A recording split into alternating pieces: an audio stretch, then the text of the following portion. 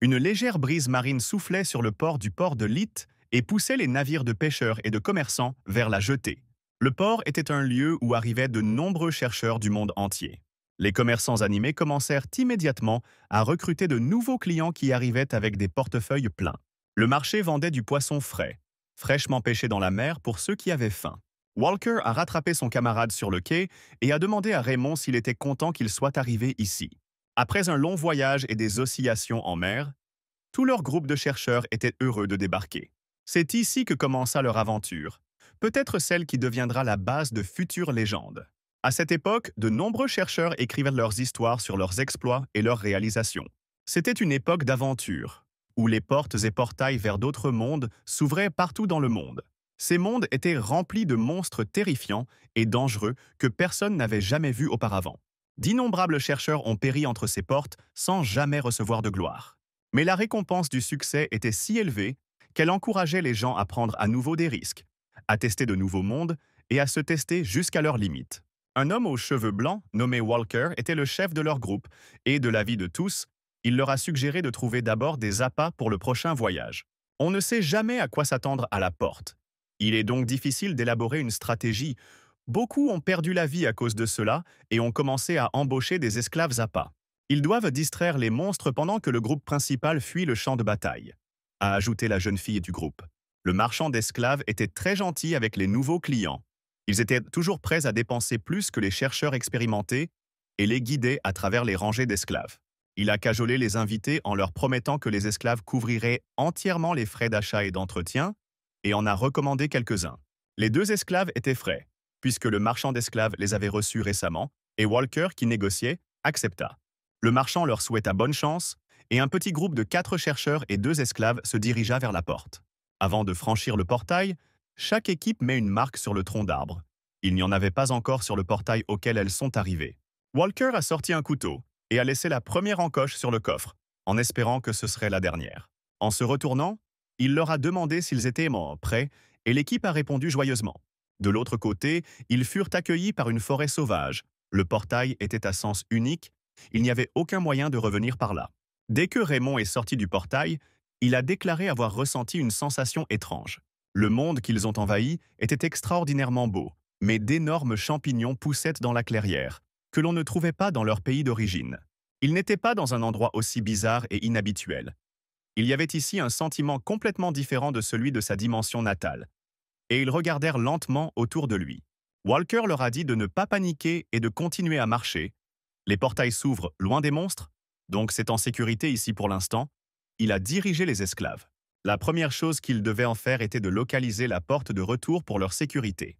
Mais ils n'ont même pas remarqué comment le monstre s'est battu contre eux et, avec sa grande gueule ouverte, il a attaqué la jeune fille.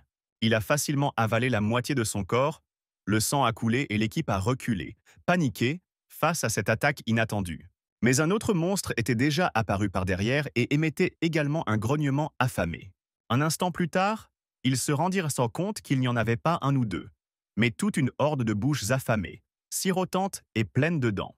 Walker sortit son bâton et le plaça à la manière d'un arc avec une corde, invoquant une flèche enflammée. La flèche a traversé le monstre qui a attrapé Charlotte et le monstre a abaissé la fille. Walker a crié que quelque chose n'allait pas et leur a ordonné d'enchaîner les esclaves à un arbre et de sortir de l'endroit.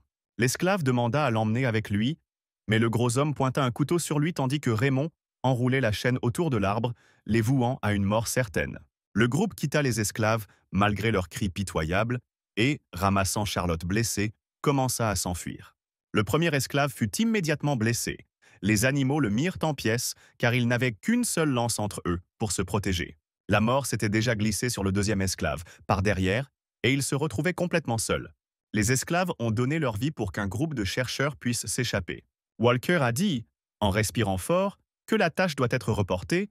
La première chose est de trouver une issue et de sortir de cet endroit. Il a appelé Raymond, mais il était dans une profonde stupeur et n'a pas répondu à son appel. Après tout, ils étaient des débutants. Puis le gros homme l'attrapa par la poitrine et le secoua comme un chaton pour qu'il reprenne ses esprits. Même si l'aventure était un échec complet, il pourrait en mieux se préparer et réessayer. Il est trop tôt pour abandonner, dit le gros bonhomme. Il était sûr qu'ils s'en sortiraient et survivraient ensemble, mais l'ombre prédatrice de la mort s'était déjà glissée sur lui. Le monstre hirsute transforma le gros homme en gâteau d'un coup de patte avec un terrible bruit d'aspiration. Walker a crié, mais il était trop tard. Leur camarade est mort plus vite qu'il n'a réalisé sa mort. Raymond tomba sur les fesses et trembla comme un lièvre. Ses bras et ses jambes ne lui obéissaient pas. Walker a chargé une flèche de feu. Dans leur équipe, il était le seul à pouvoir faire quelque chose au monstre. Mais le monstre poilu lui a craché dessus avec une langue longue et collante. Il enroula ses bras autour du cou du magicien, la serra avec la poigne d'un boa constrictor et l'entraîna directement dans sa bouche. Raymond se mordit la lèvre avec horreur. Son cœur était prêt à éclater, à cause d'une claquette endiablée. Mais tout ce que le lâche pouvait faire, c'était faire demi-tour et courir, laissant tout derrière lui. Ses jambes lâchaient, comme si Raymond était paralysé. Il pouvait à peine ramper, et les crocs acérés étaient déjà proches. Le monstre l'a attrapé par la jambe et a commencé à le déchirer en morceaux, a crié Raymond. Il a oublié la douleur lorsqu'il a vu l'esclave survivant debout sur l'arbre devant lui. Quel soulagement qu'il soit en vie, dit piteusement le chercheur mourant, il demanda de l'aider au plus vite. Il est resté seul. Tous ses amis sont morts. Ray a demandé pardon, l'a justifié en disant qu'il avait toujours été contre et a supplié de le sauver. Mais l'esclave qui tenait la lance restait silencieux, il restait calme, comme s'il ne se souciait pas de ce qui se passait. Raymond lui a crié avec colère d'arrêter de s'asseoir et de l'aider, et l'a traité de déchet. Puis l'esclave sourit et sauta à terre, sans craindre les terribles monstres qui infestaient la forêt. Il était particulièrement ironique d'écouter les appels à l'aide de quelqu'un qu'il avait lui-même jeté à mort pour son propre salut. L'esclave répondit que, peu importe à quel point il voulait l'aider, il était déjà trop tard. Raymond était déjà presque tombé dans le ventre du monstre. Il a vu son visage effrayé dans une mare de sang. Et ce n'est qu'à ce moment-là qu'il a réalisé l'inévitabilité d'une mort imminente. « Finalement !» cria-t-il. « Ce stupide esclave peut-il vraiment survivre seul ici? Son tour viendra. » L'esclave attendit patiemment que les mâchoires du monstre se ferment pour la dernière fois, en voyant le chercheur malchanceux dans l'autre monde. Mais cela ne suffisait pas à satisfaire la faim du monstre, qui se jeta sur l'esclave. Mais à ce moment précis, l'esclave se dirigea vers la rencontre et transperça le monstre avec une lance. Il put survivre seul à cet endroit. Tout cela parce que cet endroit n'était pas celui dans lequel il est mort, dit-il dans le vide. Ce jour-là, le ciel était rempli de fumée provenant d'incendies et des volées de dragons volèrent dans les airs. L'escouade trouva son camarade au bord de la falaise et l'appela. Une horde de volants s'approchait d'eux, sentant l'odeur des proies. La bataille finale approchait. Mais même les monstres sont restés à l'écart de la création de l'abîme, qui ressemblait davantage à une île flottante. Horntail, le dragon géant à 3 têtes, le roi des dragons, s'approchait d'eux. Le nid des centaures a été détruit et il n'y avait personne d'autre sur qui compter, ni les chevaliers, ni les chercheurs, ni les 6 héros en qui les gens comptaient. Tout le monde était mort, dit la belle aux cheveux blancs qui s'approchait de lui. Il n'avait que lui, le dernier aventurier. Et Paul se retourna. L'immense ombre du monstre les recouvrait, transformant le jour en nuit.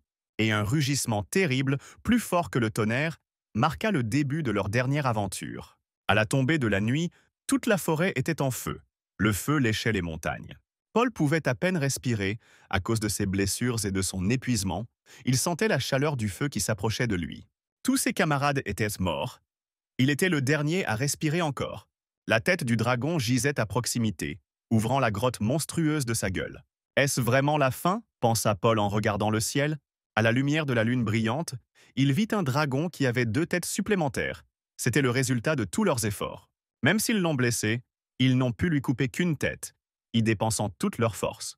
Et tout cela pour voir comment cette tête se régénère à une vitesse vertigineuse. Tous les efforts ont été vains, réalisa Paul. Le monstre ouvrit la gueule et adopta une nouvelle approche pour gratter les gens pitoyables du sol, comme pour enlever la moisissure. Paul perdit espoir et attendit la mort, la fin du monde, et ses aventures furent tragiques. Maudissant son sort, il frappa le sol avec son poing et rejeta toutes les pensées inutiles. Paul refusait de croire que tout finirait ainsi. Le premier à mourir des griffes du dragon fut son ami et camarade Philippe, suivi de Jaden le Borgne. Le dernier à tomber pour le sauver fut Élise, qui repoussa Paul. Elle a donné sa vie sans hésitation, le sourire aux lèvres, parce qu'elle croyait qu'il pouvait s'en sortir. Paul a crié fort et désespérément. Il a refusé d'accepter cette réalité. Cette histoire ne pouvait pas se terminer si simplement. Paul tendit la main vers le dragon, et il fit appel à tout le pouvoir qui lui restait, à la magie la plus puissante dont il était capable. Le vent tourbillonnait dans les ruisseaux enflammés. Un tourbillon de flammes se rassemblait en un point. Il devait tuer le monstre, même si c'était la dernière chose qu'il pouvait faire. Mais le sort se brisa. La magie commença à s'effriter et le recul parcourut son corps comme une vague de douleur. Le dragon vit que l'un des gens était encore capable de bouger et cracha une colonne de feu. Quel spectacle pitoyable Paul pensait avant sa mort. Un jet d'eau glacée l'arracha aux souvenirs et aux visions de sa vie passée. Le marchand d'esclaves lui dit de se réveiller. L'esclave ne doit pas oublier sa place, dit-il, pour que Poil cesse de faire semblant d'être malade. Paul se leva et regarda autour de lui. Le roi dragon avait disparu et lui-même se retrouva dans un endroit de son passé lointain.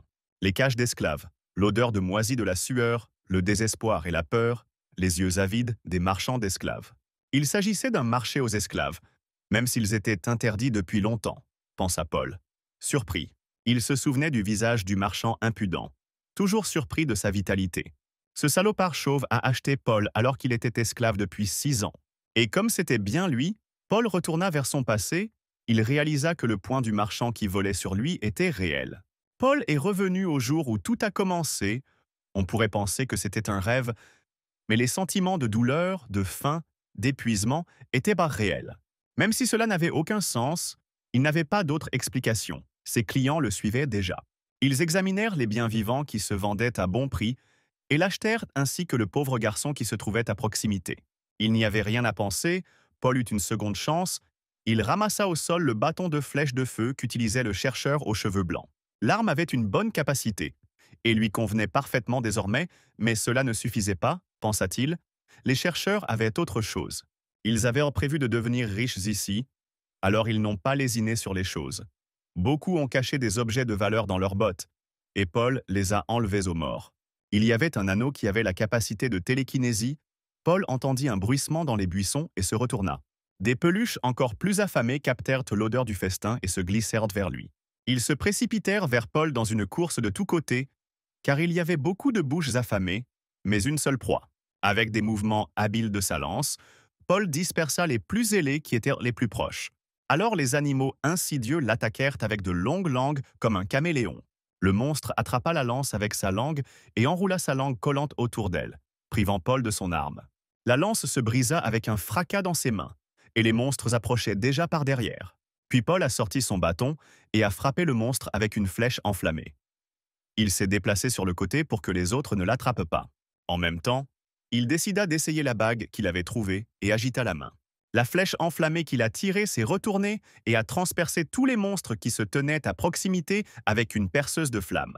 La magie conventionnelle n'était applicable que dans des espaces étroits, mais avec l'aide de la télékinésie, il contrôlait la flèche avec souplesse, réalisant toute la puissance de la flamme. Les monstres se figèrent avec hésitation en regardant leurs camarades morts. Le feu et l'odeur de viande brûlée les remplissèrent de peur. Paul n'aurait toujours pas été capable de retenir le monstre longtemps, mais cela n'avait pas d'importance.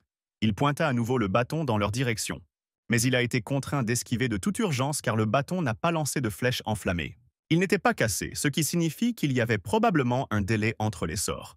Il n'y avait pas le choix et Paul commença à riposter avec comme un lourd bâton. Ses mouvements étaient rapides et habiles. Il était donc capable de repousser des monstres de la taille d'un ours. Après avoir vaincu un monstre, il le repoussa. Et puis j'ai senti que la magie opérait à nouveau dans le bâton. La recharge était terminée. Lorsque les créatures agaçantes se précipitèrent à nouveau sur lui, oubliant l'instinct de conservation qui maîtrisait la faim, Paul était prêt. Il tira droit devant lui, sans se laisser distraire par ceux qui étaient des plus proches.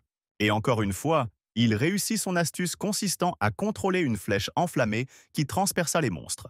La flèche a laissé d'énormes trous dans leur corps, comme s'ils étaient faits de beurre. La bataille se termina rapidement. Les carcasses carbonisées gisaient immobiles. Charlotte dit d'une voix étranglée qu'il n'était pas un esclave ordinaire. La jeune fille blessée était toujours en vie. Paul était surpris qu'elle respire. Cela pouvait s'appeler de la chance. Charlotte lui a demandé qui il était pour utiliser une magie aussi incroyable. Elle reconnut le bâton qu'il tenait dans les mains et lui demanda d'où il venait, même si c'était assez évident. Une marque bleue brûla sur le poignet de Paul. Il reçut son premier cercle de mana. La jeune fille m'en a été indignée de voir comment un esclave leur ordinaire pouvait éveiller de tels pouvoirs. Et puis une autre pensée terrible lui vint, que l'anomalie avec les monstres était arrivée à cause de cet esclave, la vie se moquait d'eux. Paul regardait le survivant sans aucune pitié. Ces gens ne voulaient pas se mettre en danger. Ils sacrifiaient volontiers les autres comme s'ils étaient une chose. En conséquence, les chercheurs ont payé pour leurs propres erreurs afin que cela puisse être qualifié de justice. Paul s'est approché d'elle et lui a demandé si elle avait fini de parler. Il lui a dit que peu importe s'ils vivaient ou non, il les aurait tous tués de toute façon. Après tout, ils utilisent les gens comme appât pour sauver leur peau, a déclaré Paul. Et il y avait de la colère dans sa voix. Et de telles personnes ne méritent que du mépris. Paul a invoqué une flèche enflammée et a mis fin à son tourment. À son retour, les rumeurs se sont rapidement répandues. De telles histoires n'arrivaient pas souvent, alors tout le monde le regardait avec surprise. L'esclave leur revenait de la faille seul. Sans son équipe, les dés étaient jetés, pensa Paul. Il fallait se dépêcher. Mais tout devait être fait dans l'ordre. Il vint au bâtiment de la guilde. La première chose qu'il devait faire était de se débarrasser du statut humiliant d'esclave. La guilde était un lieu où les chercheurs résolvaient les problèmes administratifs. Le secrétaire rapporta à Ebis que l'esclave était revenu vivant de sa mission. De plus, selon des témoins oculaires, il est revenu indemne, mais Ebis n'a pas compris ce qui n'allait pas. Les esclaves ne mouraient pas toujours. Et puis le secrétaire a rapporté que toute l'équipe avait été tuée et que l'esclave était revenu seul de la faille, mais ce qui est plus surprenant, il ne s'est pas échappé, mais est revenu avec un rapport. Ceux qui étaient remarqués comme esclaves à cause de la dette ne pouvaient éviter de la payer, ainsi que le statut d'esclave. Et comme l'esclave ne s'enfuit pas immédiatement, il comprit parfaitement combien il était difficile de cacher la mort à leurs yeux, car telle était la seule liberté. C'est ainsi que la guilde commerciale de Gapor menait ses affaires. Mais même ces événements n'étaient qu'une bagatelle pour Ebis.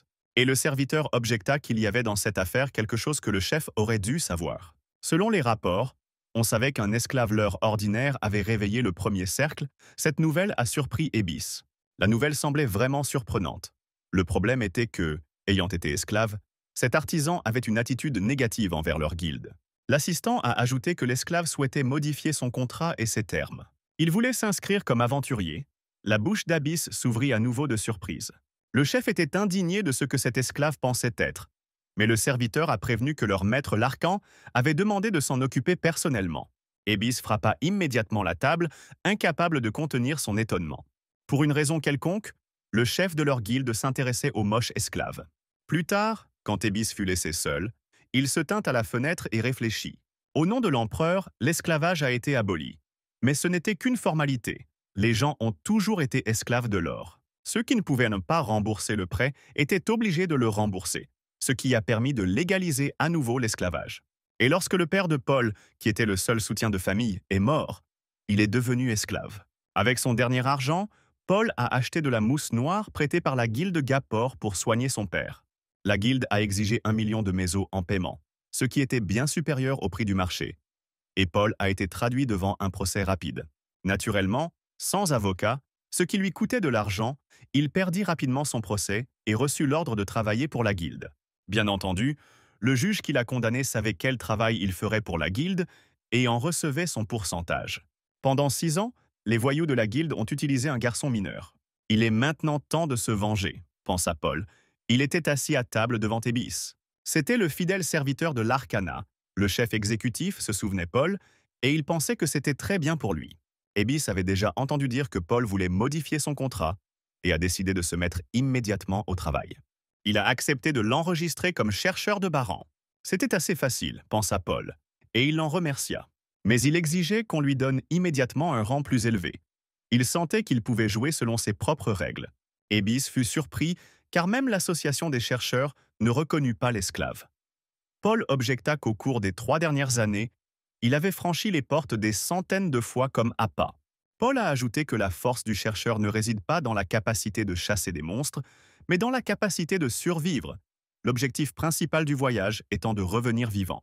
C'était vrai, pensait Ebis.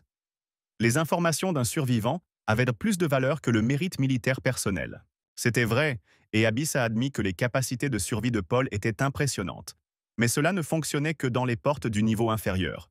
Seulement là, ils utilisèrent des esclaves. Ebis lui dit qu'il était insensé de les prendre pour des imbéciles qui proposeraient un contrat à un esclave sûr de lui et qui allait bientôt mourir. Mais en fait, l'intuition a dit au chef de la guilde que ce type pouvait être à la hauteur des attentes placées en lui. Il y a une porte avec une limite de 5 personnes, et il y a 12 marques sur son tronc. Et aucun groupe n'est revenu, a déclaré Ebis. Il a exigé que Paul prouve qu'il était digne d'un tel contrat. Et s'il s'en sort, alors son souhait sera exaucé, dit Ebis en souriant diaboliquement. Le groupe était réuni, Paul arrivait le dernier et ils le saluèrent très cordialement. Le type aux yeux verts s'appelait Cheb. Il était le bouclier de l'escouade. Abyss leur a parlé de Paula et de son passé d'esclave. Cheb lui a assuré que lui et son équipe s'en fichaient, et ils ont souri d'un ton rassurant. Paul leur a répondu avec indifférence, heureux de vous rencontrer, et ils l'ont interrogé sur ses capacités, car ils avaient entendu dire qu'il était un magicien du feu. Toute la magie n'était pas accessible aux magiciens.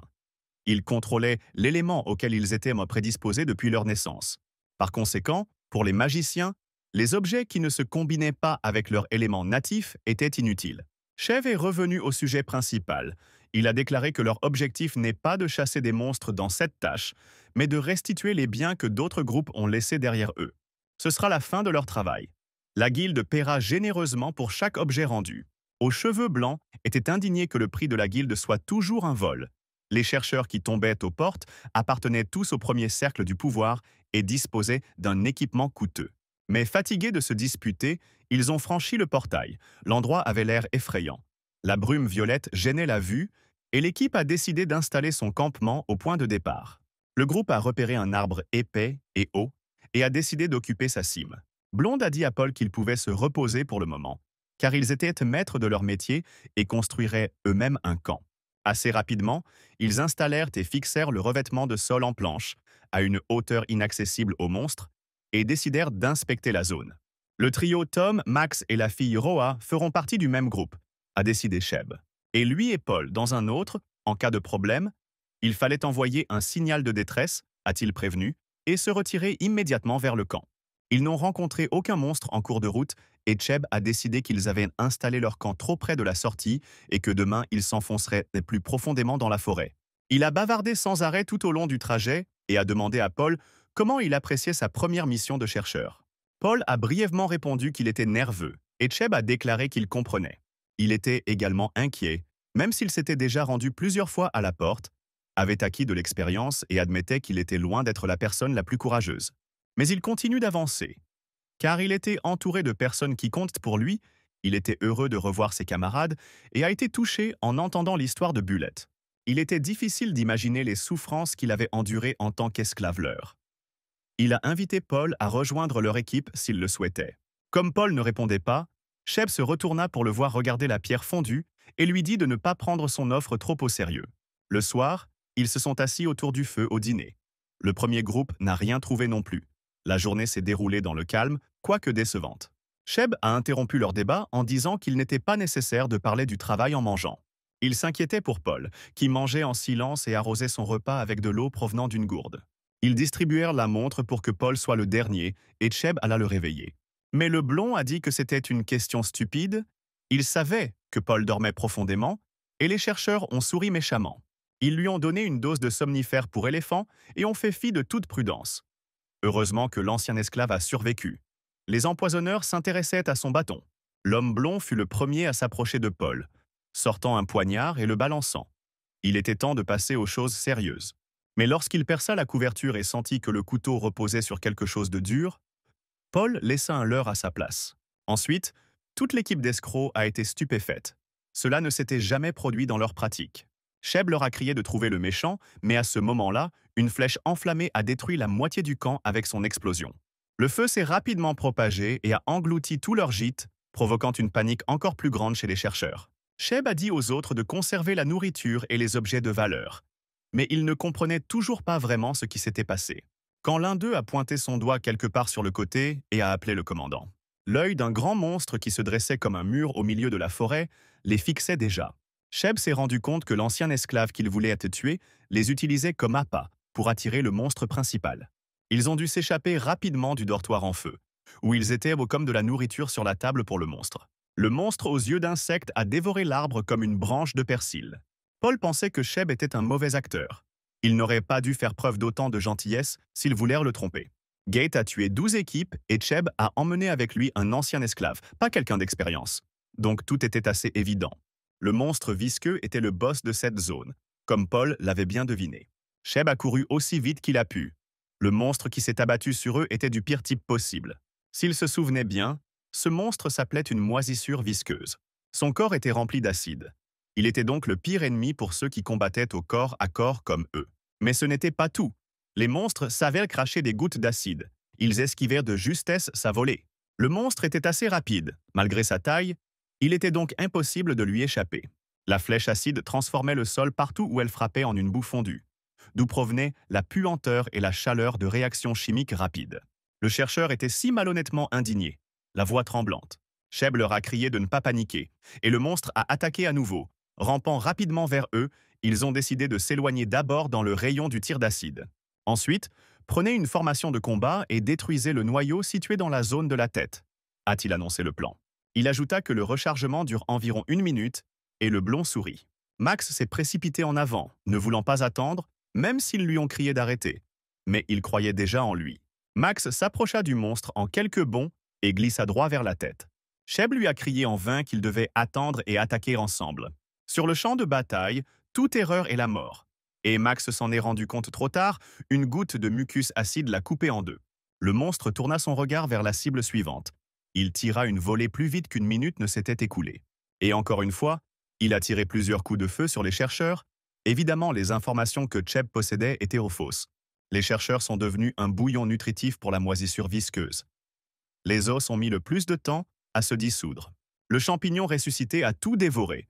Chair, vêtements, armure et armes, le groupe était fini. Paul a vu qu'il regardait la bataille de côté.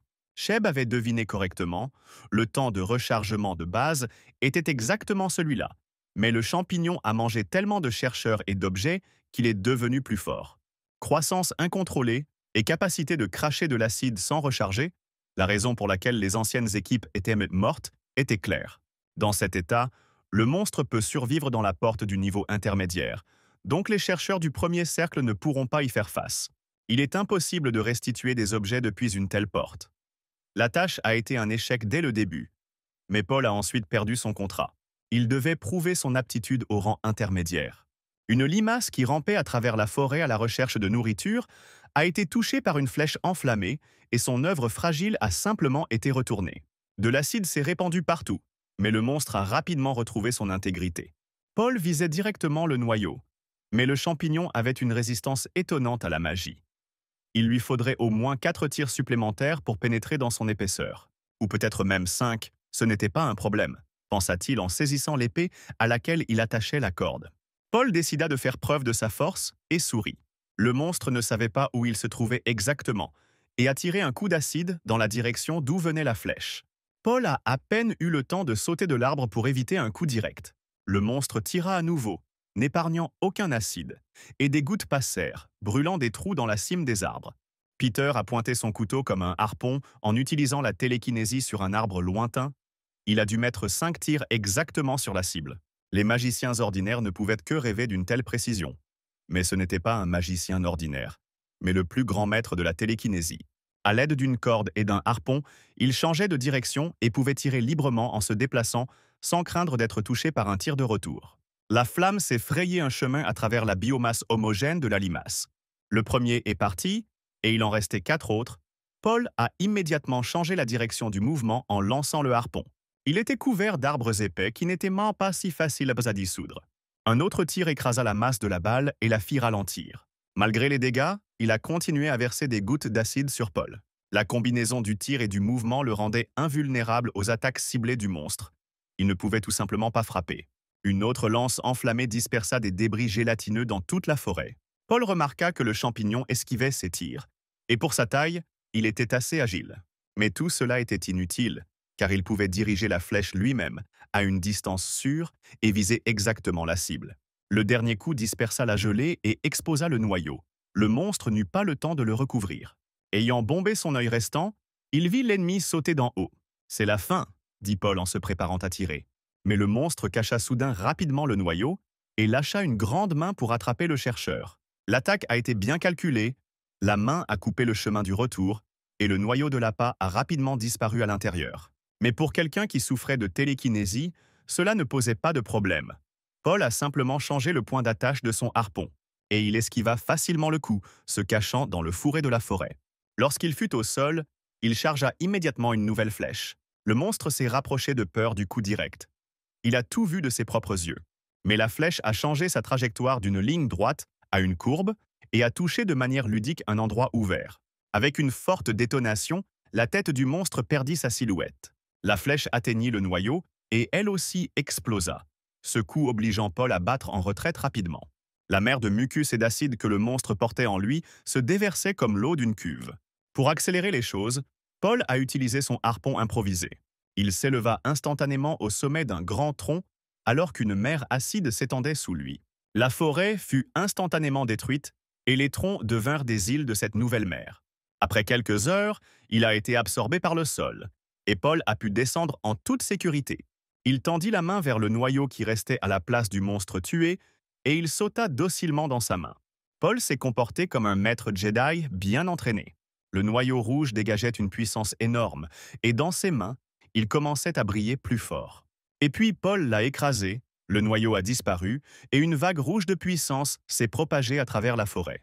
À son retour, la première chose qu'il fit fut de venir à Ebisu pour un rapport personnel.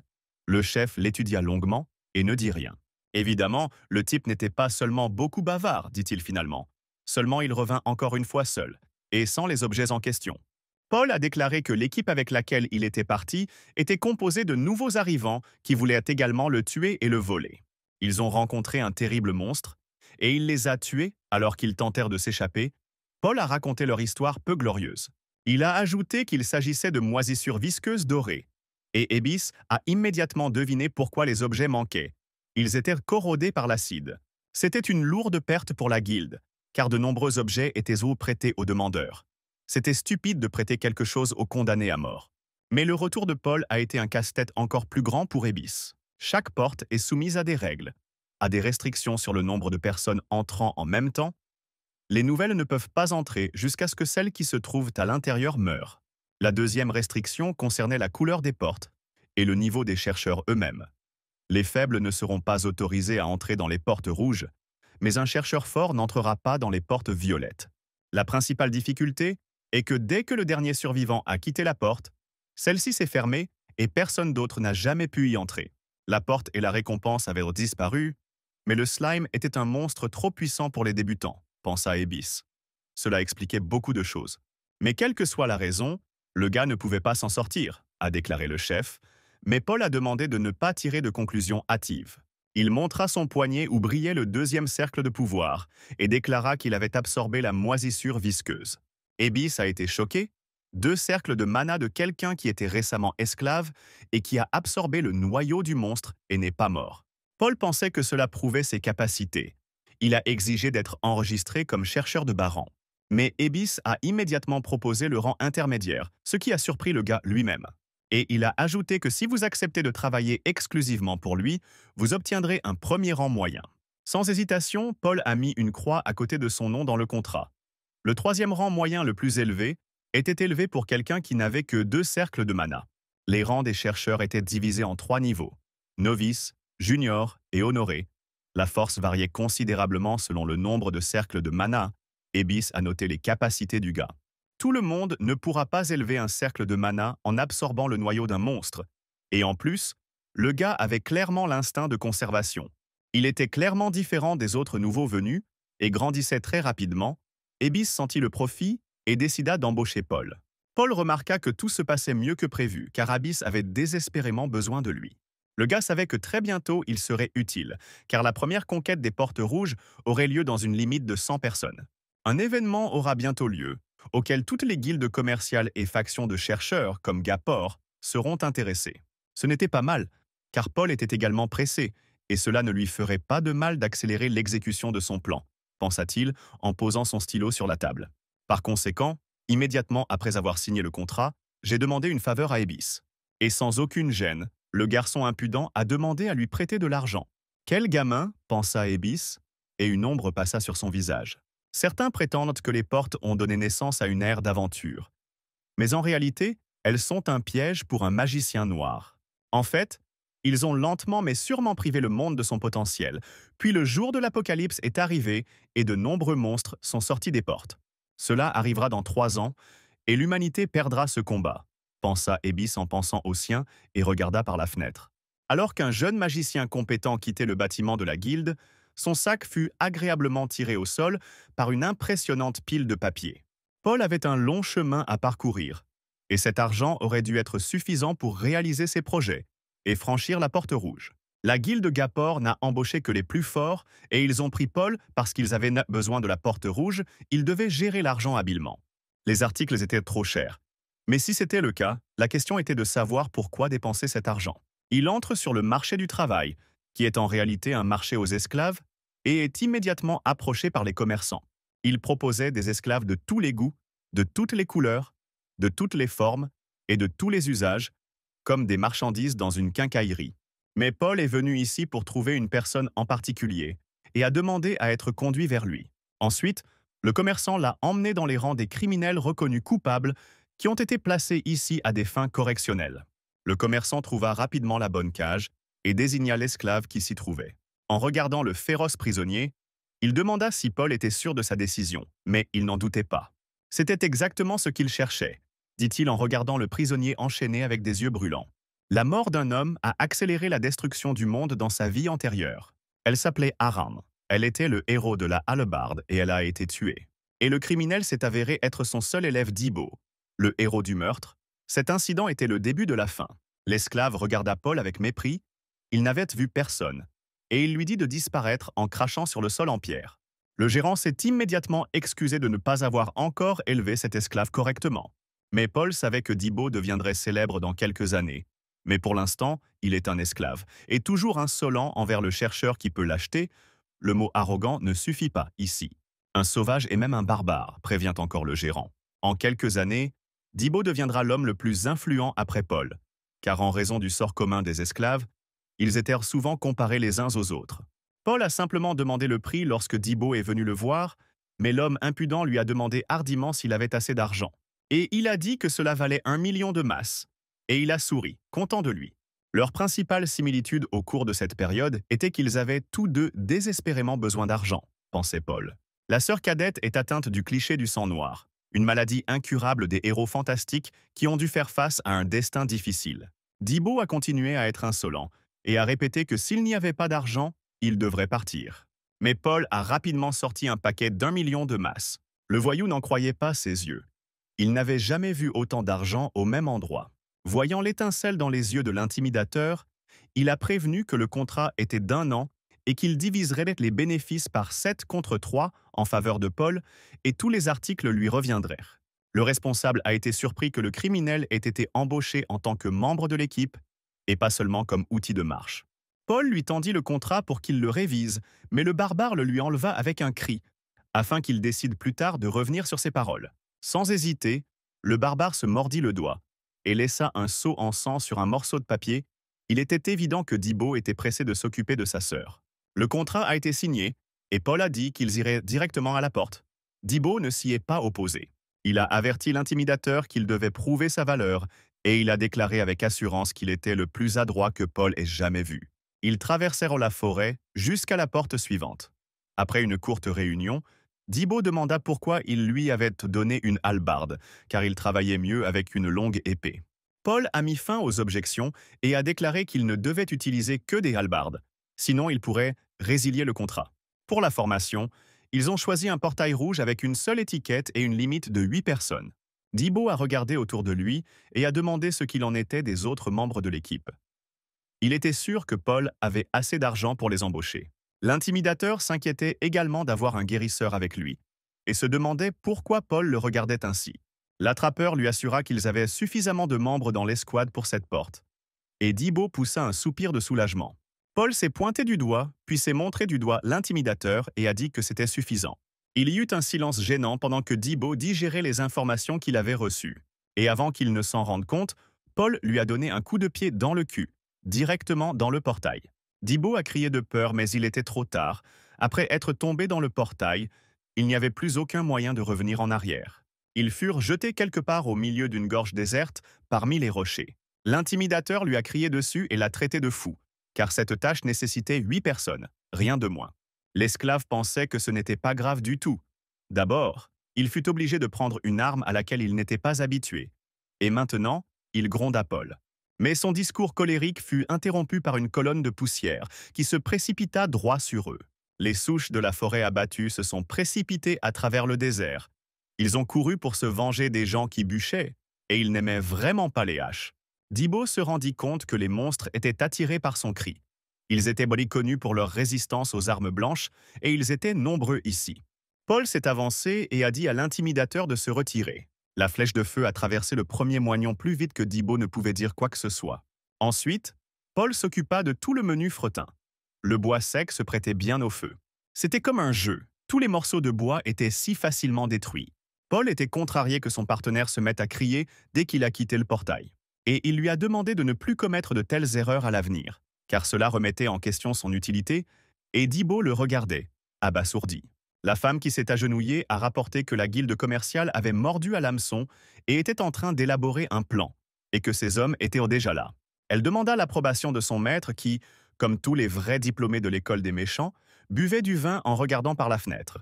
Se retournant, il accepta et ne dit rien de plus. Et puis il a porté un toast à son maître et a promis de libérer ce monde. Dibo récupérait les pierres de mana qui tombèrent des monstres. Il y en avait 27. Le sac devenait agréablement plus lourd et signifiait une augmentation de revenus proportionnelle à son respect pour Paul. Il a dit indifféremment d'avancer. Par rapport à ce qui les attend dans le futur, ce n'était que des bagatelles. Avant cela, Dibo pensait que son employeur était fou. Mais il était incroyable. Il utilisait le feu et la télékinésie d'une manière sans précédent. Et l'intimidateur a déjà senti l'odeur du profit s'il suit ce chercheur, car il recevra un tiers des revenus, ce qui couvrira largement le coût du traitement. Il était dans les nuages lorsque Paul s'arrêta devant un autre groupe de monstres. Pas plus d'une dizaine, ce qui était le bon nombre. Perplexe, Dibo demanda de quoi il s'agissait. Il n'était toujours pas habitué aux pitreries de son nouveau camarade. Paul le regardait avec un visage qui lui disait à quel point il était idiot. Dibo a dû se battre, il a lancé un caillou pour distraire les souches et a sauté sur l'une d'elles.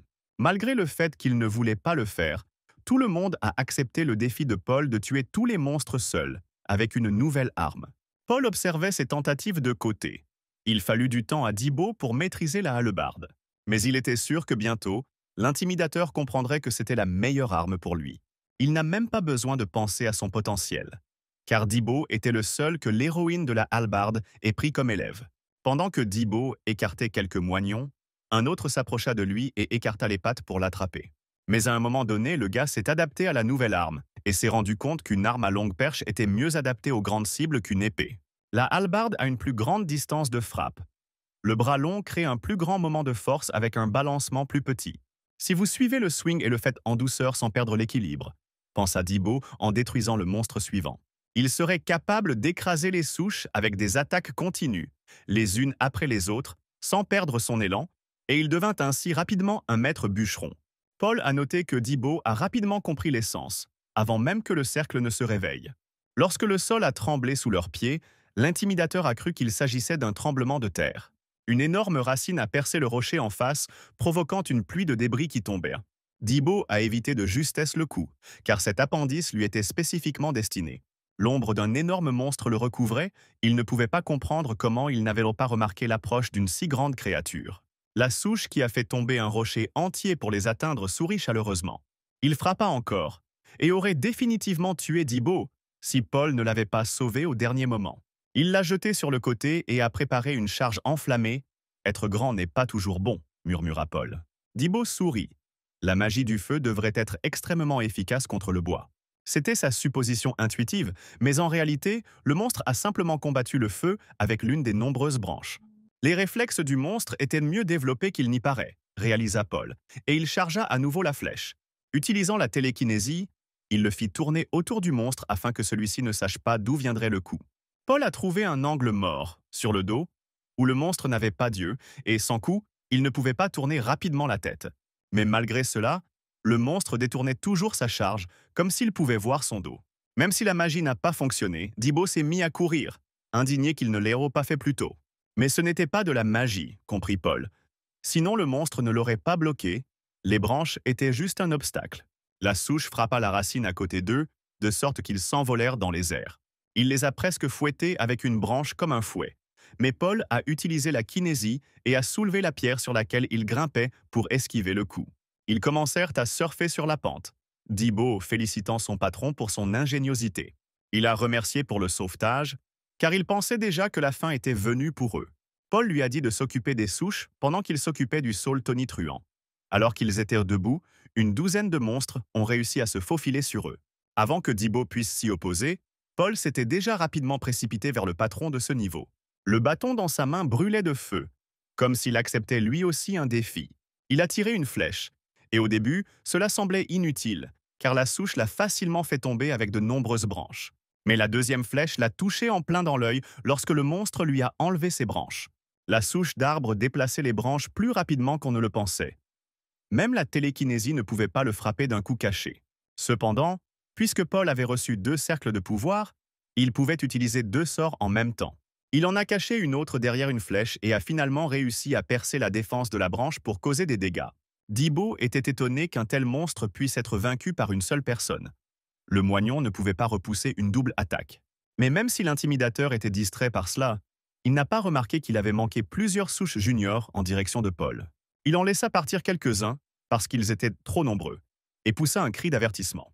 Paul a brûlé sans problème les petits morceaux, qui n'étaient pas trop denses par rapport à la souche principale. Il a regardé le gars avec mépris et a dit qu'il ne pouvait même pas comprendre cette petite chose. Pendant ce temps, le monstre en colère a de nouveau attaqué Paul, qui a été forcé de se laisser distraire par une bagatelle. Il n'a pas eu un moment de calme, il a sauté sur les pierres qui s'élevaient dans les airs sous l'impact. Et il faillit tomber sous le coup du fouet, mais fut sauvé par Dibo, qui le rejeta en arrière et coupa la racine avec une hallebarde. Bully a pris les paroles de Paul comme un défi et a déclaré qu'il venait de lui sauver la vie. Donc c'était encore le cas maintenant. Paul sourit et dit que Dibo avait gagné son salaire. Désormais, ils étaient tous deux déterminés à mettre fin au monstre. Ils n'étaient plus dérangés par les menus frites et ils se précipitèrent ensemble vers le monstre. Dibo pouvait le distraire de près et Paul pouvait le frapper à distance. Le magicien tira 2 flèches à la fois et les envoya voler à travers l'arbre. Sa cible n'était pas le monstre lui-même, mais ses branches, vulnérables près du tronc. De plus, lorsque la souche s'est déplacée pour repousser la magie, elle s'est ouverte aux attaques de hallebarde de Dibo, et il a activé le mode bûcheron. Le monstre a immédiatement décidé de se venger de Dibo et l'a attaqué des 2 côtés avec des racines. Paul a crié qu'il s'occuperait du bon processus, et Dibo a pris en charge celui de gauche, et ainsi ils ont réparti les rôles. Après cela, Dibo a continué à glisser près du monstre à grande vitesse. Il coupait les petites branches qui l'empêchèrent de s'élever plus haut et avec lesquelles la souche était protégée du feu. Mais il y avait tellement de branches que l'une d'elles rattrapa néanmoins le tyran et lui caressa doucement le dos. Par excès de tendresse, Dibo s'emporte et s'envole dans la gueule du monstre. Il a eu de la chance que Paul ait réussi à soulever la pierre dans les airs et à transporter Dibo hors du rayon d'attaque. Mais le monstre lança soudain une autre pousse et la pierre se brisa. Comme c'est ennuyeux, pensa Paul, et il ramassa de nouveau la pierre par télékinésie. Il tenait plusieurs rochers à la fois, et Dibo réussit à atterrir sur l'un d'eux. Le bruit de la souche ne cessa pas, et fouetta de nouveau ses branches pour atteindre l'impudent chercheur. Mais maintenant, Dibo avait un pied dans les airs, et il pouvait esquiver les coups et se déplacer en sautant de pierre en pierre.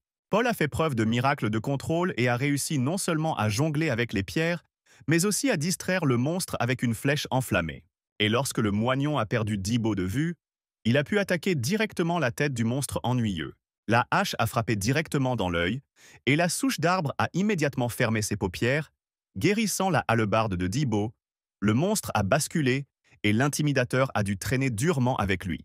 Pour éviter de devenir une cible facile, Dibo lança sa hallebarde et atterrit, mais il se retrouva désormais sans défense. Mais il n'allait pas battre en retraite et sauta de nouveau sur le monstre depuis une haute falaise. Paul a compris sa manœuvre et a sorti une hache avec l'aide de la télékinésie et l'a lancée vers Dibo. Il l'attrapa en plein vol et était prêt à attaquer à nouveau. « Il est temps de prendre le dessert », dit Dibo d'une voix colérique. Il frappa à nouveau la partie vulnérable du monstre, les yeux, l'aveuglant complètement. Le monstre était guidé uniquement par le son, et en entendant son atterrissage, il a tenté de dévorer le gars. Mais une volée enflammée de 2 flèches passait déjà devant lui. Ils frappèrent la bouche béante, tournoyèrent et fusionnèrent en un seul coup. Un tir précis a percé le noyau du chanvre crépitant et, suite à la libération d'énergie, tout a pris feu. Paul a fait l'éloge de Dibo. Il a fait du bon travail en tant que leur. Dibo était également satisfait du travail de leur équipe. Il a regardé l'immense incendie et était heureux que tout soit terminé. Il était tard. La fille voulait dîner rapidement et se coucher, mais elle était inquiète et attendait. Elle disait les prières du soir avant les repas, espérant que tout se passe pour le mieux. Quand j'ai entendu des bruits de pas devant la porte, j'ai regardé dehors pour voir qui était là. L'espace d'une seconde, elle se figea de surprise, reconnaissant dans l'invité décédé son frère, blessé et sale de la tête aux pieds. La jeune fille était si heureuse de le voir qu'elle pouvait à peine retenir ses larmes. Elle le serra fort dans ses bras et était heureuse qu'il rentre chez elle. Une autre maison accueillit son habitant avec une odeur de pourriture et de mort. Tout était comme dans la vie précédente. La mort s'était installée ici depuis longtemps. La maladie a achevé son père et la mort a interrompu ses tourments. Il n'y avait pas de temps pour des funérailles, le feu prendrait tout, Paul est parti sans se retourner, les adieux ont été rapides et il n'y avait pas non plus de temps pour le chagrin. Abyss était assis dans son bureau, lisant divers parchemins. Le moment était venu d'ouvrir une porte pour une centaine de personnes, mais il ne savait pas qui choisir pour cette campagne et l'entière responsabilité de la campagne incombait à l'Arcana. Il ne pouvait pas se tromper. La porte avait attiré l'attention des 10 meilleures guildes, il y avait des objets de niveau épique à l'intérieur, et peut-être même des objets légendaires. Mais la tâche n'était pas facile. 3 sœurs ont franchi la porte qui était si forte, même pour leur deuxième cercle de pouvoir. Comparé à eux, les autres chercheurs du deuxième cercle étaient des enfants. Gapor étant la guilde la plus faible, en haut de la liste. Lorsque ces portes s'ouvrirent, il demanda avec indignation qui était entré sans frapper. Mais il se leva précipitamment de son siège, reconnaissant son maître, et s'inclina devant lui. Ebis lui a donné sa place à table et l'Arcana lui a demandé ce qui n'allait pas avec la liste, mais il n'était pas prêt. L'Arcana a déclaré qu'il gagnait du temps et a demandé ce qu'il en était de leur nouvel ami. Mais le prudent Ebis n'en était pas sûr non plus. Le groupe précédent de Paul était mort. L'Arcane a alors suggéré de le tester à nouveau, ainsi que tous les candidats, et de les pousser un peu. Cette fois, il y aura beaucoup de témoins, dit l'Arcana en souriant. Quelques jours plus tard, ils arrivèrent au portail rouge. Dibo était joyeux et joyeux. Il remarqua que de nombreuses personnes s'étaient rassemblées au portail. Un chercheur s'est approché d'eux et leur a demandé s'ils faisaient partie de la 5e équipe. Le chercheur au bandage rouge les regarda avec un regard méprisant et murmura qu'ils étaient tous deux d'anciens esclaves. Il était immédiatement évident qu'ils n'étaient pas les bienvenus ici. Un méli-mélo de chercheurs s'était rassemblé à la porte, et ils se considéraient plus comme des ennemis que comme des alliés. Plus l'équipe est forte, plus elle est convaincue que les esclaves ne sont qu'un obstacle pour les tâches difficiles. Tout le monde avait 1 ou 2 cercles. Ces gens n'avaient pas besoin d'esclaves pour survivre, contrairement à l'équipe de Sheb, pensa Paul. Ebis est venu lui-même. Il leur a dit que cette campagne, un test, ils le réussiraient et démontreraient leur capacité. Ils auraient une chance. C'est une chance de franchir la porte pour une centaine de personnes, proclama solennellement Ebis. La brute, qui venait de rencontrer Dibo et Paul, fut grandement surprise par cette opportunité. Paul observa attentivement ce qu'Ebis voulait faire de cette manière. La porte par laquelle ils sont entrés était rouge et avait une limite de 40 personnes.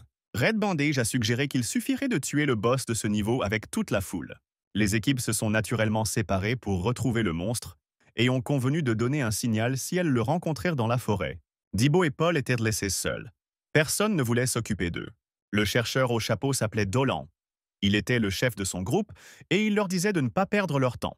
Il est tombé sur un simple monstre qui prétendait être une pierre. C'était une perte de temps, dit le magicien sûr de lui. Il a touché sa cible avec une explosion électrique et un arc de lumière brillant a fait exploser le monstre. Dolan a dit à ses hommes de prendre la pierre et de continuer. Il pensait qu'il en avait fini avec ça. Imaginez sa surprise lorsque le grignoteur a survécu à cet éclair. Cela signifiait que le monstre avait une bonne résistance et que les attaques magiques ne fonctionnaient pas contre lui. Le magicien se retira. Mais ensuite, ils ont réalisé qu'ils étaient entourés de nombreux petits monstres comme celui-ci. Toute l'équipe était assez épuisée en abattant les crabes forestiers, car leur principal vecteur de dégâts était complètement inutile. Les monstres étaient plus forts qu'ils ne le croyaient, et les chercheurs voulaient qu'un chef leur dise quoi faire. Ils étaient de trop nombreux pour leur groupe, donc les forces allaient vite se tarir, dit le magicien. Même si le risque était élevé, l'imbécile sûr de lui a proposé de rompre l'alliance et de tuer le patron seul. C'est exactement ce que pensent la plupart des équipes, a expliqué Paul Dibo. Il n'avait aucun doute que cela se produirait, car lui-même respirait fort après avoir éliminé les petits monstres, et il a demandé si Paul voulait l'aider. Ils n'étaient que 3, répondit Paul, et Dibo craignait qu'il n'ait pas le temps de s'asseoir ici pendant que les autres agissaient. Dibo était sûr qu'il devait commencer à chercher le patron. Mais Paul a dit le contraire, il faut d'abord tuer la petite chose. Tandis que d'autres chercheront le patron et éviteront les petites choses, Ils s'occuperont des foules, a déclaré Paul. Détruire le patron n'est pas le seul indicateur de succès.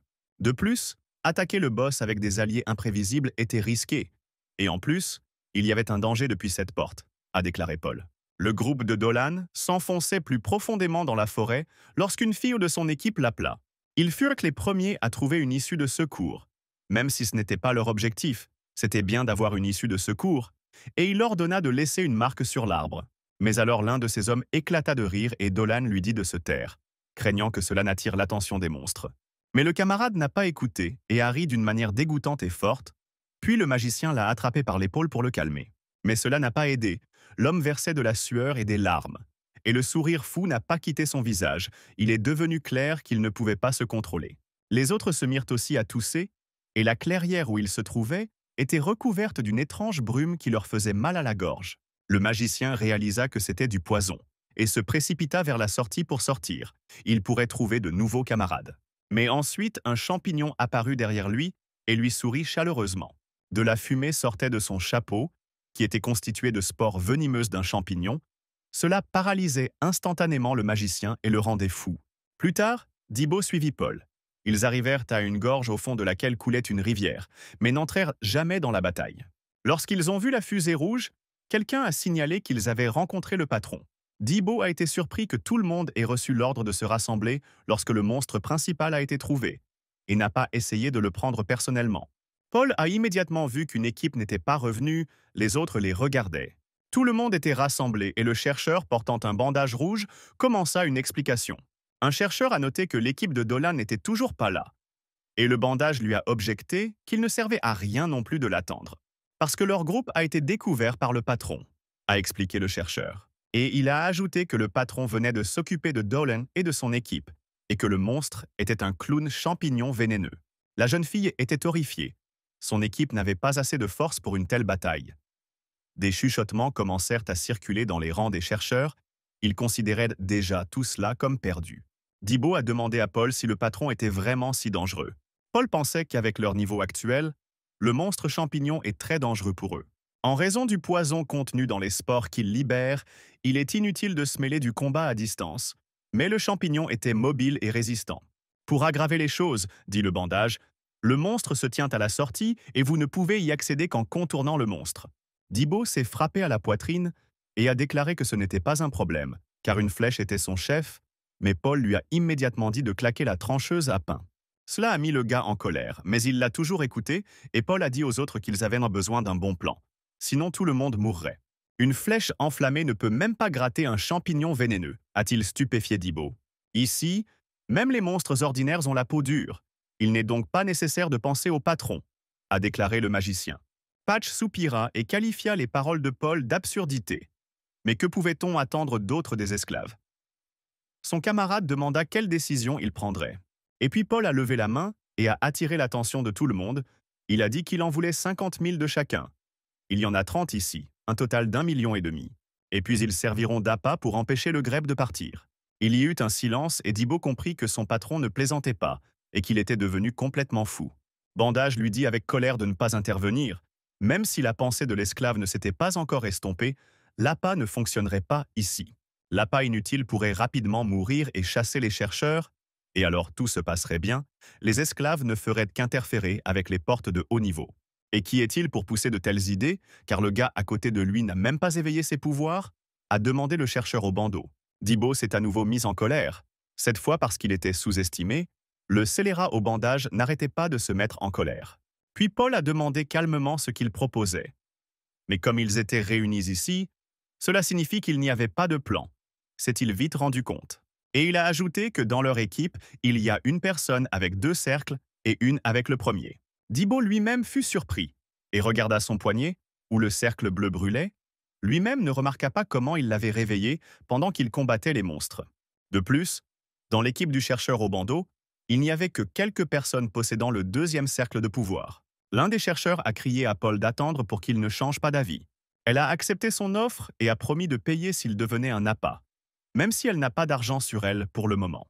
Paul a accepté d'accepter le paiement après son départ. S'ils ne peuvent pas s'échapper, alors ils se sacrifieront simplement. Mais il a immédiatement ajouté que sa condition principale est le consentement d'absolument tous les chercheurs. Il leur a donné le temps de réfléchir. Même si la solution était déjà à la surface, les chercheurs de bas niveau n'avaient pas d'autres idées. Pendant ce temps, le monstre terminait son repas du matin, rongeant les restes des chercheurs les moins fortunés. Il vit une flèche voler vers elle, mais il était trop tard. Le champignon vénéneux n'eut pas le temps d'esquiver l'attaque inattendue et attrapa la volée dans sa gueule pleine de dents. Le champignon a immédiatement libéré un miasme, et Paul a dit à Dibbo de courir dès qu'il les a repérés. Ils avaient des masques sur le visage. Le monstre calcula rapidement la direction du coup et se précipita vers eux à une vitesse incroyable.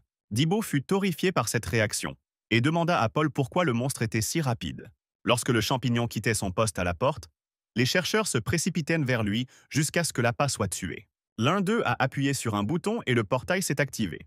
Un portail de fuite bleu apparut et tout le monde se précipita vers lui. De manière inattendue, le chemin de Dibbo a été bloqué par des petits frettins qui lui ont sauté dessus depuis les buissons. Mais le gars est devenu plus fort, sa hache a pris feu, et il l'a bien balancée.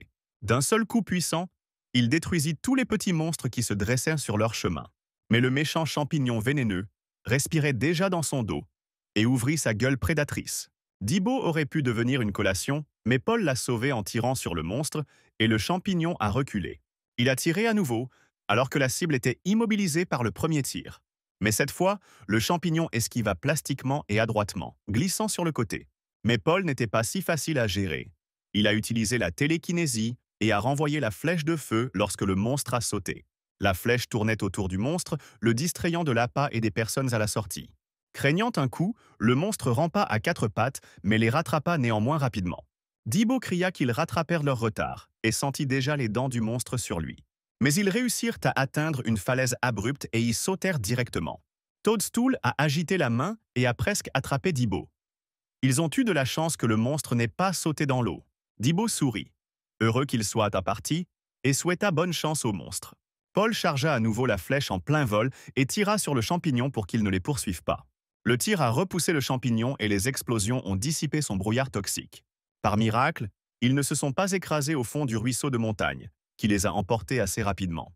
Dibbo a craché de l'eau. Ils ont failli se noyer dans la rivière et tous deux étaient mouillés de la tête aux pieds. Ce qu'ils ont fait était vraiment fou, et Dibbo a demandé à Paul ce qu'il faisait. « C'est le monstre principal », lui dit Paul. « Et pour le tuer, il faut se préparer », dit-il sans l'ombre d'un doute dans sa voix. Pendant qu'ils essoraient leurs vêtements, Dibbo avait le sentiment persistant que son employeur était fou.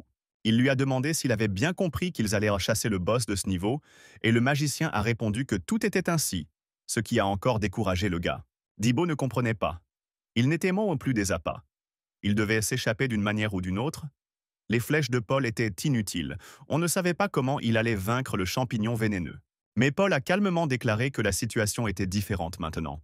Que tous les concurrents étaient pour partie, qu'ils avaient reçu de l'argent pour cela, c'était génial. Il a invité Dibbo à résilier le contrat s'il n'était pas satisfait. Mais il s'est vite rétabli, parce que ce n'est pas ce qu'il voulait dire. Il avait vraiment besoin d'argent. Il avait vraiment besoin d'argent.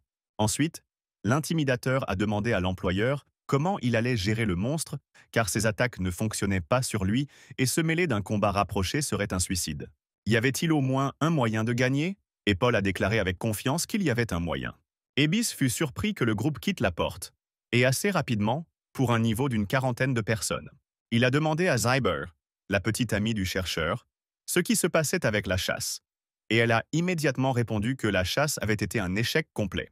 L'équipe de Dolan était morte, et Paul et son partenaire étaient toujours à l'intérieur. Et tout le monde n'a pu s'échapper que parce qu'ils sont devenus des appâts. Ils n'auraient jamais vaincu le patron à eux seuls, ajouta Gibert. Et Ebis se tut. Il les a regardés avec mépris. Ils se sont juste enfuis, a-t-il demandé. La fille s'est plainte que le patron était un champignon vénéneux, connu pour sa cruauté. Puis Ebis a dit à ses hommes qui étaient de service à la sortie de partir. Gibert craignait que Paul et Dibbo soient toujours à l'intérieur et a demandé à attendre. La porte était active, ce qui signifie qu'ils étaient toujours en vie. Mais Ebis a dit que cela ne durerait pas longtemps, car à l'intérieur, selon eux, il y avait un clown champignon. Il les invitait à attendre s'ils le voulaient. Ebis était en colère. Les chercheurs étaient des imbéciles inutiles et la situation n'était pas encourageante. Une personne avec le deuxième cercle de force ne serait jamais capable de tuer un champignon vénéneux. Le résultat était acquis d'avance, et ceux qui ne pouvaient que s'enfuir ne l'intéressaient pas. Il voulait quelqu'un qui puisse faire l'impossible, pensa-t-il alors qu'un champignon vénéneux se cachait dans la forêt. Paul visa soigneusement. Il prit position au loin sur une colline, près d'une falaise abrupte. C'était quelqu'un qui pouvait réaliser l'impossible et il allait le prouver. La flèche, dans laquelle il a mis beaucoup de puissance, a tiré une salve et a volé avec accélération. Comparé aux autres boss, le champignon se distinguait par sa vitesse et sa durabilité. Il libérait également du poison, ce qui signifiait que la bataille devait être menée à distance.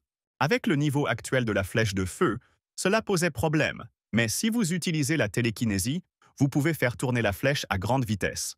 Ainsi, la puissance perçante et la précision de la flèche augmentent et elle se transforme en projectile météorite. Cette charge en étoile filante permet d'accomplir l'impossible. Le tir touche le champignon directement dans la poitrine. Son corps et plusieurs troncs derrière lui ont été brûlés. Paul voulait frapper à la fois la tête et le boulet de canon la première fois, mais il manqua néanmoins un peu. La distance du tir était extrêmement énorme. Le monstre aperçut la montagne d'où il tirait et se précipita vers la falaise où s'illumina la deuxième étoile.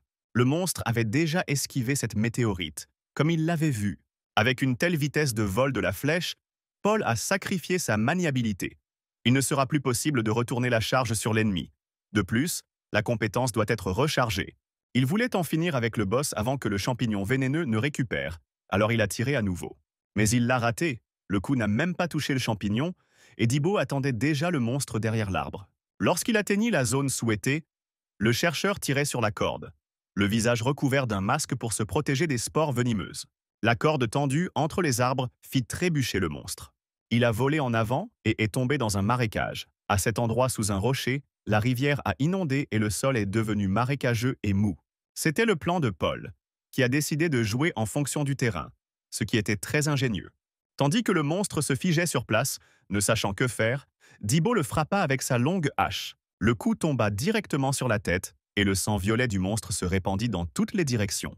Confiant en ses capacités, Dibbo fit signe au monstre du doigt, l'invitant à un tango sanglant. Le coup a causé des dégâts importants, le monstre s'est figé et Dibbo a attendu ses autres réactions. Paul se demandait s'ils avaient fait tout ce qu'ils devaient et s'ils regardaient hors la bataille depuis une haute falaise. Dans le marais, le monstre a perdu de sa vitesse et la boue a obstrué les pores de sa tête, à travers lesquels il a libéré des miasmes. Il était désormais possible de rivaliser avec un champignon vénéneux en combat rapproché sans craindre pour son état mental. Pour étendre davantage la portée du coup, Dibbo a attaché sa hache au bout de la corde et a balancé. Il a lâché la hache sur la cible et a saisi la corde pour pouvoir également la rendre. Mais le champignon a intercepté son arme avec son énorme patte. Puis Dibbo a répété la manœuvre. Avec un coup de retour, il s'est tenu à distance de sécurité pour une contre-attaque et a fouetté le monstre. Le champignon vénéneux n'a pas pu résister à la pression des petits coups et s'est dirigé vers lui. Mais cela n'a pas fonctionné aussi vite que le monstre l'espérait. Dans le marais, ses jambes l'ont enfoncé profondément. C'était une autre raison pour laquelle cela valait la peine de l'attirer à cet endroit, et Paul lui lança à nouveau une météorite. Le monstre s'est couvert de ses pattes sous le coup. Mais c'était un coup précis, et sa force était si grande que le tir s'est frayé un chemin plus loin. Mais ce n'était pas la fin, le noyau était profondément enfoncé dans la tête, et Paul a crié à Dibbo de frapper le corps. Dibbo utilisa à nouveau sa hache et la lança sur le monstre pour affaiblir la défense. La hache a volé droit sur la tête du champignon fou et laid. Et puis le monstre l'a attrapé par le manche et l'a tiré vers lui. Dibbo, de pêcheur, est devenu lui-même un poisson et s'est envolé dans le marais. Paul a immédiatement utilisé la télékinésie pour aider son camarade. Il laissa tomber une lourde bûche sur le monstre qu'ils avaient également préparée à l'avance. L'arbre pressait le champignon contre l'eau et il dut s'en occuper. Mais Dibbo était déjà assis sur cette malle, et il s'est approché du monstre inaperçu. Prenant la hache, il s'éloigna du large chapeau de champignons et sauta sur la rive solide du marais. Puis il commença à faire le tour du monstre, sautant sur des bûches et des pierres qui gisaient dans le marais. Pour rendre encore plus difficile la recherche de Dibbo par le monstre, Paul l'a soulevé dans un rideau de boue. Il aspergea les yeux du monstre de boue des marais et se couvrit de ses mains.